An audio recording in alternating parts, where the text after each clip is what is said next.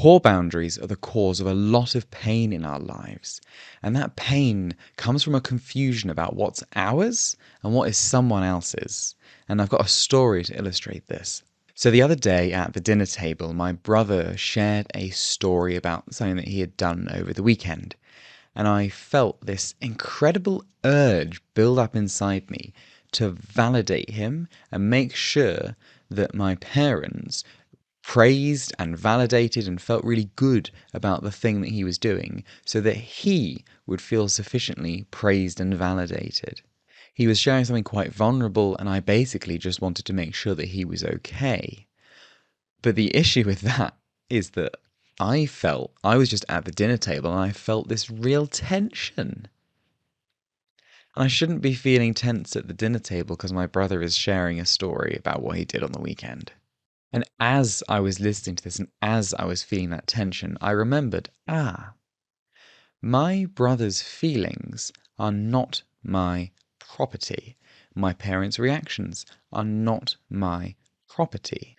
And I actually spoke to my brother about this afterwards because I wanted to share, look, I did this thing that I noticed when you were talking. And we had a good chat about it, and he said something offhand that was actually the exact thing that I needed to hear. He said, "You don't need to do anything. I don't have to do anything. He can share whatever he wants. That's his property. How he feels about it, that's on him." And I realized that a lot of boundaries is really just recognizing where you don't actually need to be doing anything. So that's an example of my own where I set a boundary of not picking up things that are not mine. And I want to share with you in this video the best resource that I have ever found that most succinctly sums up what having good boundaries looks like. Hello, I'm Lewis, and I make videos on codependency, attachment theory, and all sorts of personal development topics. If that sounds like something you're interested in, then please hit like and subscribe. So here it is. It's in this book. It's called The Language of Letting Go by Melody Beattie. It's on page 128, 129, and basically this is a daily meditations book. It just gives you a little snippet of something to contemplate. I read it at the end of every day. And here on May 13th, there is one called Property Lines. Now, I'm not going to read it out because of copyright reasons, but I've got the list from there and I've added in some of my own pieces, and it's just going to be a master list, really, of what are your property versus other people's properties.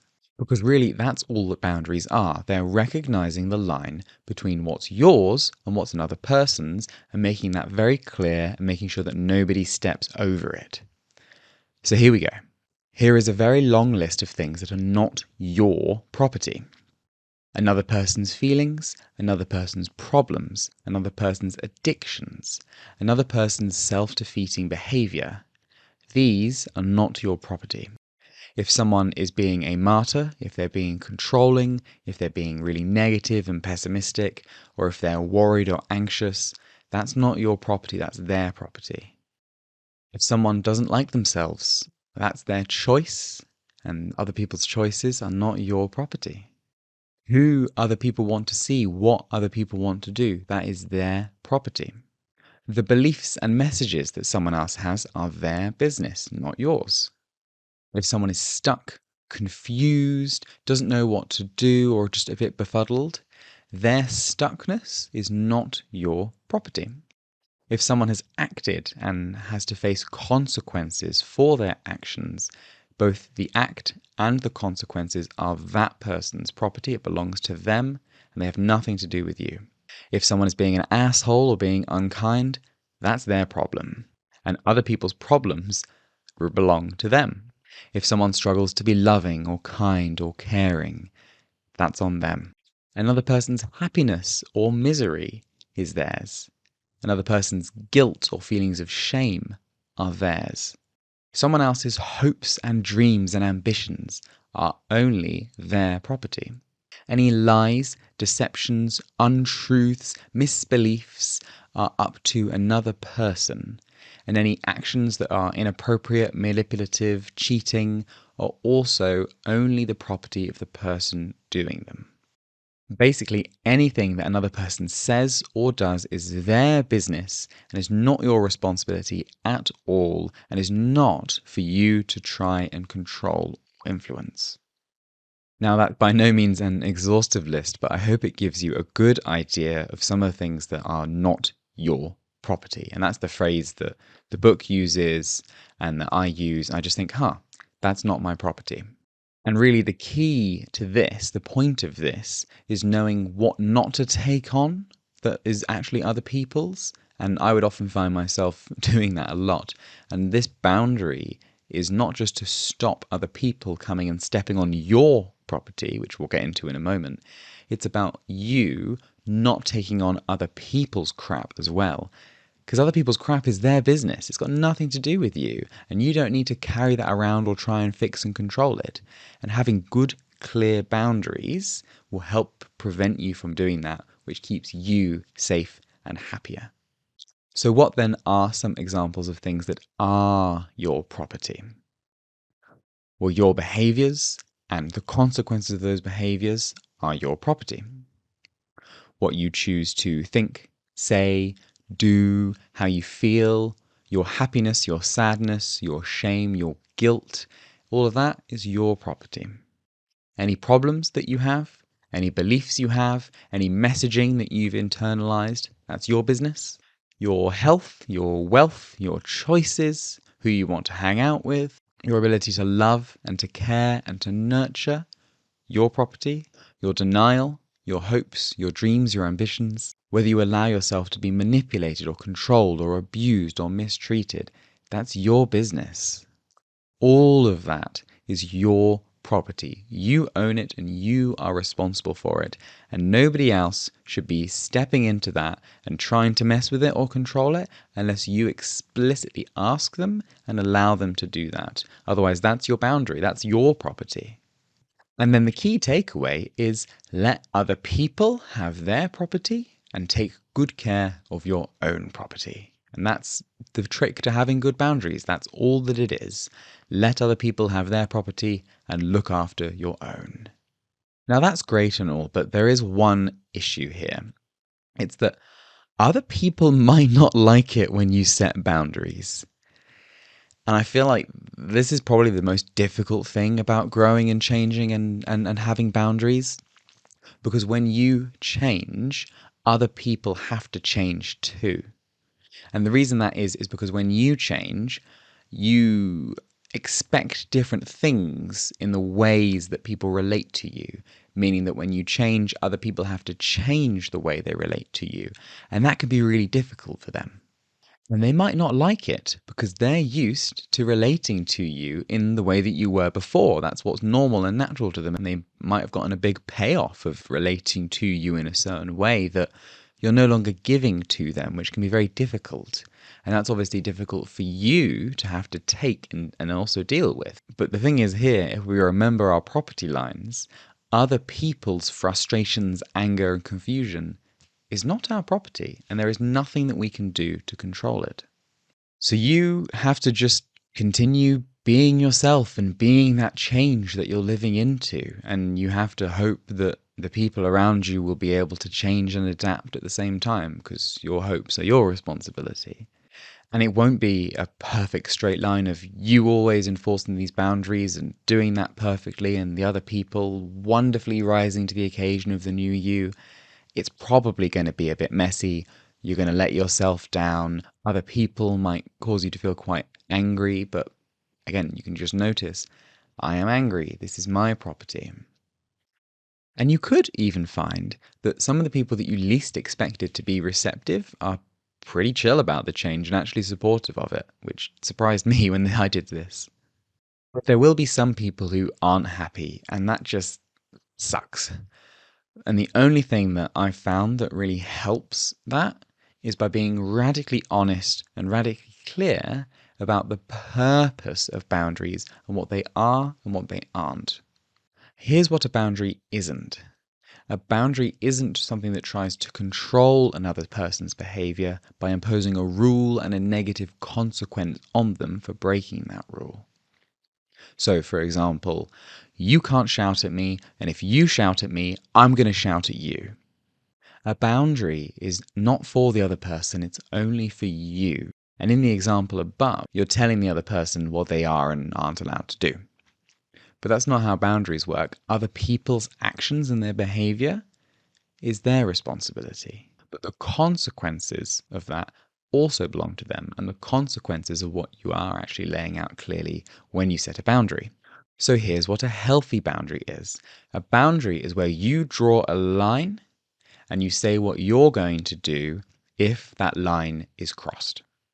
For example, if you shout at me, I'm going to leave the room to go and calm myself down, and then when I feel ready, I'm going to come reach back out to you and we'll both see if we feel like having a conversation about it.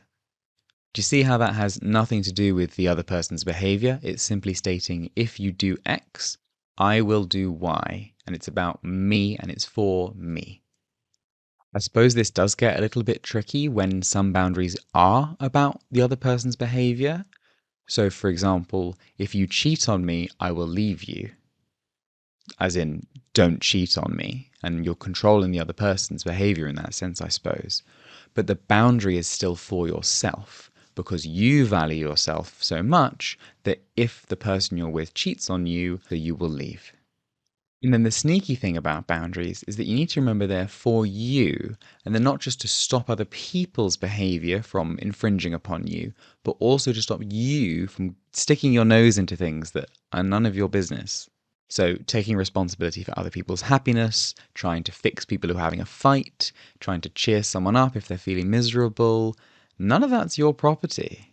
I used to be really, really bad for this. I was the therapy friend, but it's not worth it because I can be there, I can be supportive, and it's lovely to be supportive of your friends and your family and people that you care about, but you can't help them. They are the only person who can help themselves. You can be there for them, but ultimately their recovery, their well-being, their happiness is not your property. And the moment that it starts taking away from what you need in your life, and you're not okay with that, is the moment that you have to put the boundary in. The other day, I was with my parents and they had a fight. And I noticed my inner child come up and go, "No, stop!" And I had to really sit there and sit with it and just be like, no, no, no. I'm not going to stick my nose into my parents' argument. That's their business. Even if I think it's silly, that's their business. Because my parents' relationship and their individual happiness is none of my responsibility. And then, of course, a little while later, they've solved it. Because solving it is their responsibility, and it's almost like they're grown adults who can take care of their own needs. So just remember that boundaries are there not just to protect you from other people, but also to protect you from yourself. And you need to be just as serious about enforcing them with yourself as you would be with another person. And the way that I'm learning how to do this is by seeing myself as a precious child of God. And I still cringe a bit when I hear the word precious, if I'm really honest. And what that tells me is that I've still got work to do on integrating my own sense of vulnerability and innate worthwhileness and lovableness. Because I've still got these beliefs that I'm a big tough man and that means I'm not a child and I can't be weak and vulnerable and sad. But I am. I'm vulnerable. I'm sad. I'm a little child sometimes. And that doesn't take away from me also being a competent adult man. Because if I don't believe that I am a precious, beautiful child who's worthy of love, who else will? Who else will? Because meeting my own needs, looking after my own inner child, is my property. It's my responsibility. And I've noticed that the more I set healthy boundaries to keep that child safe and to give that child restrictions, don't go there, don't talk to this person, make sure you do this when you're in this situation, the better I've been feeling about myself and the happier I've become and the less anxious I've become. So I hope that was helpful in helping you understand what boundaries are. It's simply showing what's yours and what's mine and keeping a nice clear line between that. If you've got any good stories about boundaries, then please put them in the comments. I would love to hear them. Thank you so much for watching. If you enjoyed the video, then please hit like and subscribe. It really helps the channel out. I wish you all the best on your healing journey, and I'll see you again soon.